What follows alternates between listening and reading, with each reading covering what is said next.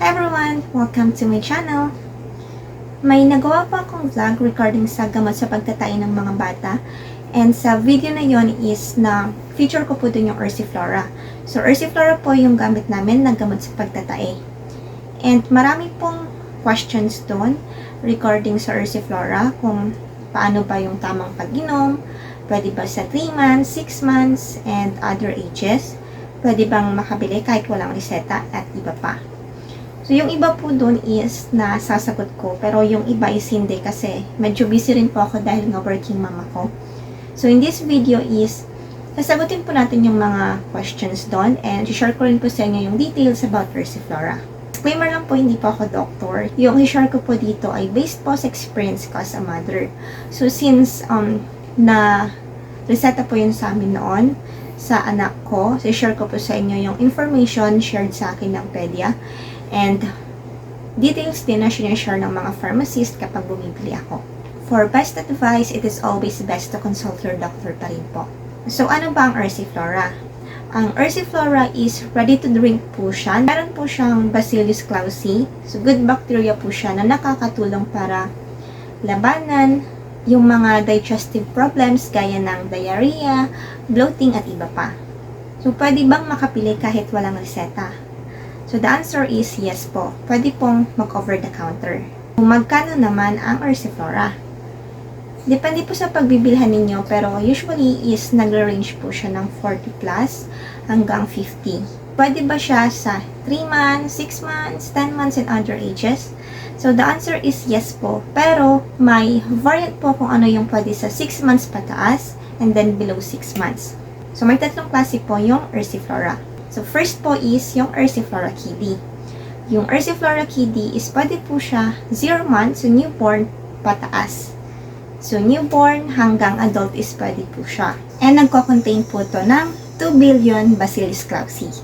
And yung other variant naman po ng Ursiflora is Ursiflora Defense and Ursiflora Restore. Itong dalawang variant po na to is pwede po siya sa 6 months pataas. So, kapag below 6 months yung iinom, yung Ursiflora Kiddy po ang pwede. So, ano naman yung pagkakaiba ng gut defense sa gut restore? So, yung gut defense is nakakatulong po siya para maiwasan ang diarrhea and ibang digestive problems. So, usually ito po yung tinitake ng mga nagta-travel. Kasi kapag magta-travel ka minsan is hindi maiwasan yung minsan magtatay ka or maka-experience ka ng ibang digestive problem. So, ito po is tinitake po siya para maiwasan na yung mga ganong problema. And nagko-contain po ito ng 2 billion Bacillus clausii. Yung other variant naman po is gut restore. So, kailan naman tinitake ang gut restore? Ang gut restore naman po is tinitake kapag nagtatay na.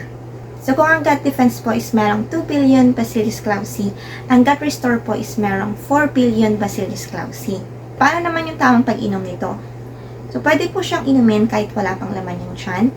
And wala namang specific time kung anong oras mo siya pwedeng inumin. So, anytime, pwede po siyang inumin. Basta po may 3 to 4 hours time interval. So, for example, is 8 a.m. ng umaga uminom kayo. Yung next po na inom ninyo is 8, 9, 10, 11, 12. 12 noon po yung next. So, kailangan is may 3 to 4 hours interval. Paano naman kabilis yung effect nito? 1 to 3 days po is makikita nyo na po agad yung effect niya.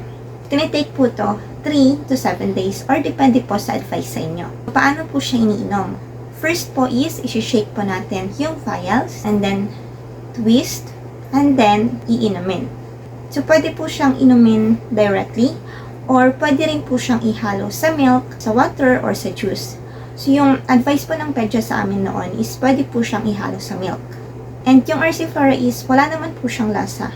So wala po siyang lasa and wala rin po siyang amoy. So, paano naman yung pag-restore nito? Pwede naman po siya sa room temperature basta ilayo lang po ninyo siya sa direct sunlight. And kapag nagtatay na po ang bata or even adult is kailangan rin po nating samahan ng oral rehydration solution. Kasi po kapag nagtatay ka is madidehydrate ka and delikado po yun. So, kailangan po ng ORS para maiwasan ang dehydration. So, yun lang po and I hope na nakatulong po itong video na to sa inyo. So, kung nagustuhan po niyo itong video na to, pa-like naman po and pa-subscribe na rin po sa mga hindi pa nakapag-subscribe. And click nyo na rin po yung notification bell dyan sa baba para updated kayo every time na may new upload ako gaya nito. Thank you po for watching!